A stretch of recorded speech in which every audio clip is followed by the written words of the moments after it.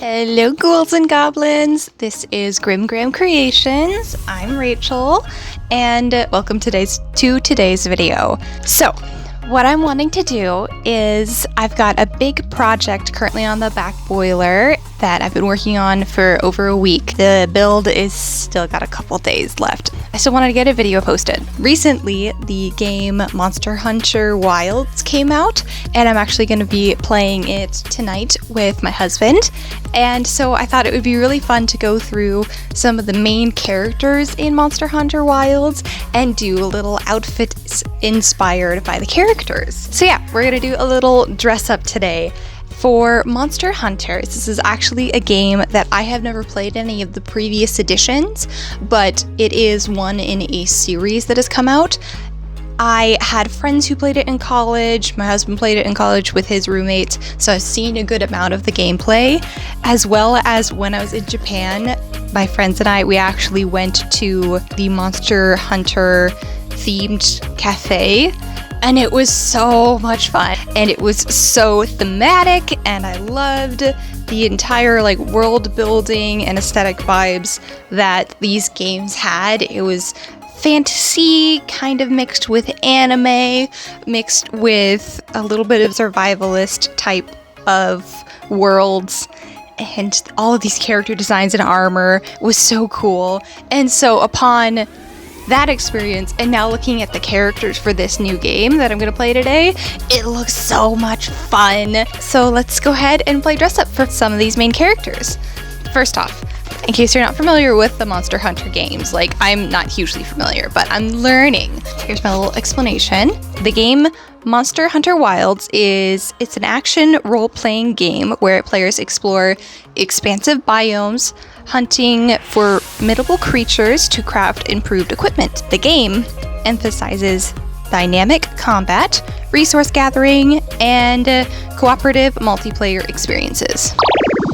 So, it looks very cool, fantasy exploration. My only instinct that I have problems with before I have played this game is that all of the monsters, I just want to be like Newt Scamander and make friends with all of the big ugly creatures.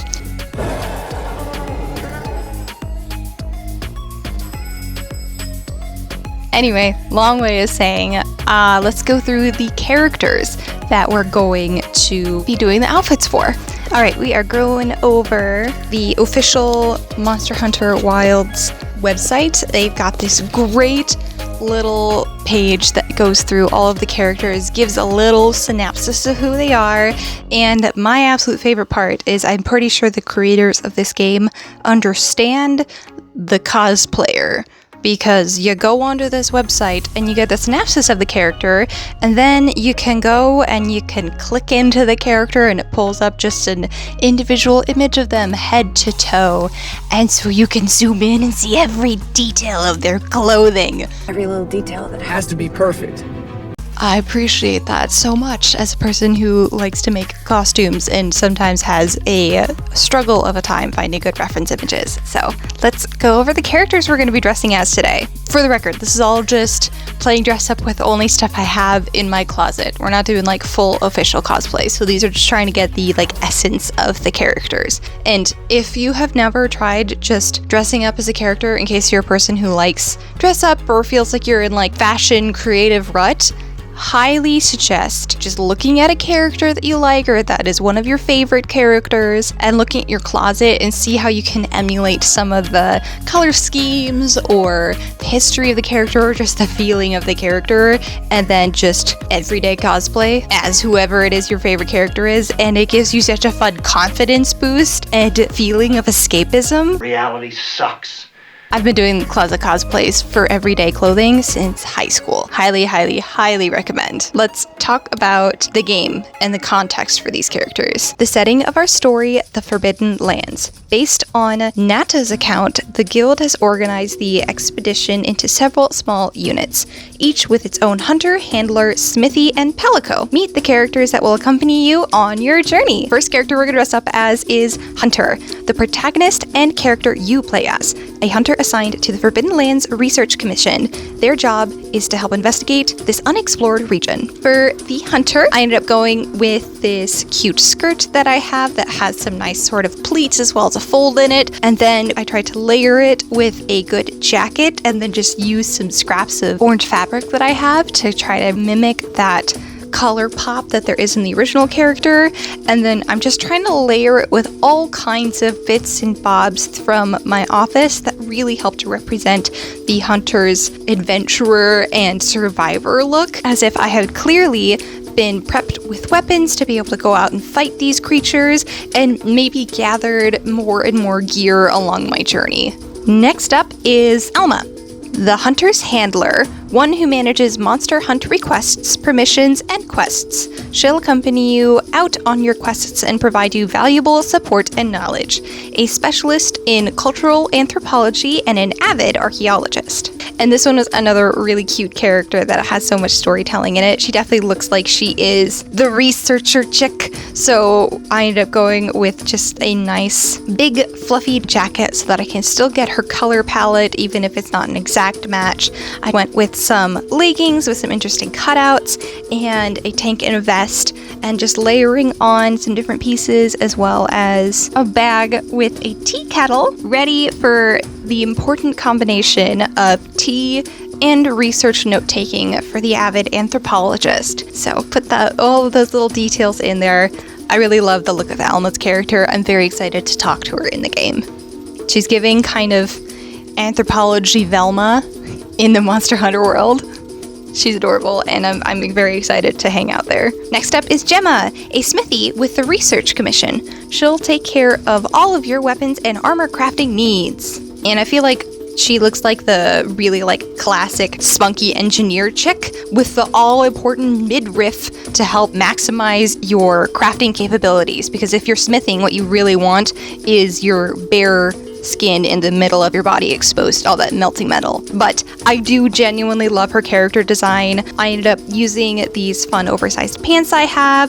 The fun thing is that I actually had this tool belt that I grabbed when I was thrifting that looks really similar to hers, so I've got that layered with a nice little tops that I've got layered, and then I actually just took one of my hoodies and kind of cut it so that I could have that really cute bolero that she has, and then styled my hair and tried to give off sassy and engineering type smithy lady. She reminds me so much of Audrey from Atlantis, got that kind of spunky sass just in her character posing and in a lot of her personal details. Also, most important thing we gotta remember is that she's got a little stuffed animal that she keeps with her. And so when I play the game, I'm very excited to see what is the backstory of this stuffed animal. Is this her emotional support friend? Is this something she had as a child? Is there a tragic backstory or just a happy memory? So we're gonna find out, and here is my character outfit for Gemma. Next up is Nata. It seems like there's a lot of mystery building up around him. Nata. I was still hoping that I imagined the whole thing. A mysterious young boy that accompanies you on your journey. Interesting thing is that his character's description is both mentioned in the top of this website as well as has very little description as to his background. And his clothing is also really interesting because it looks like he doesn't have that same kind of earthy orange tones that exist with all of the other official Monster Hunter members. He's got all of these blues and almost more longer tunics and fabrics that are similar to the Monster Hunters, but also clearly through his scarf and through his jewelry, you see that he is different. There's just things that they have styled in his character that look like he is meant to stick out and also still kind of look a little bit bright and innocent. I'm assuming it's going to be really pivotal to the story, so I want to see how that all unfolds. And for my outfit analysis of it, I just paired it with a nice loose pant. I tried to replicate the boot covers through using some leg warmers that I had, and I had this fun, interesting patterned 80s shirt that I thought looked great to kind of look a little bit like his tunic, as well as a nice vest and scarf and jewelry. So here's my Netta outfit.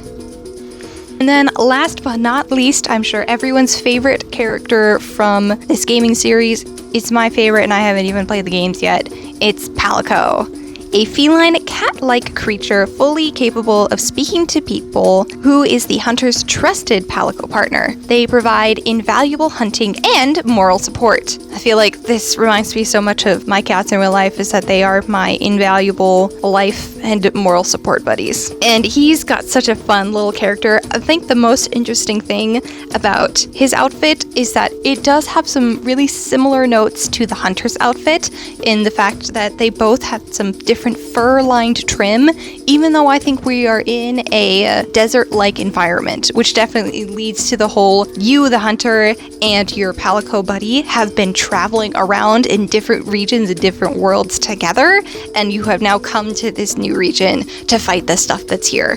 And for his outfit, he's got lots of little bits and bobs. He's giving very much like trash goblin niffler type look, which I love. So for his outfit, I ended up taking this really pretty Free People dress that I thrifted, and I tried to like layer some different pieces and get all those little accessories and all those little tools, as well as I have unfortunately just an average size hammer when he has the hammer that's the size of him. So I did my best with what I had, but I just tried to get all of his little tools and all of his little pieces and look like the little trash goblin that I clearly see this Palico is. So there we have it. There are some of the main characters in Monster Hunter Wilds, and it was a lot of fun to just play dress up, do a fun and casual video while I'm still working on some bigger projects, so keep an eye out. That one is coming down the pipeline. I am now probably going to chill out and play some games. I played a little bit of the game so far, and it was really fun to see, just based off of a couple minutes of the backstory, that the environmental storytelling that they were already giving just through the character's costume design is immediately come across in the story that they've written. So that is very, very cool. So if you like this video, please feel to like and or subscribe. Feed the algorithm beast. It is hungry and wants to be fed. Thank you so much for watching, and I will see you in the next video. Bye.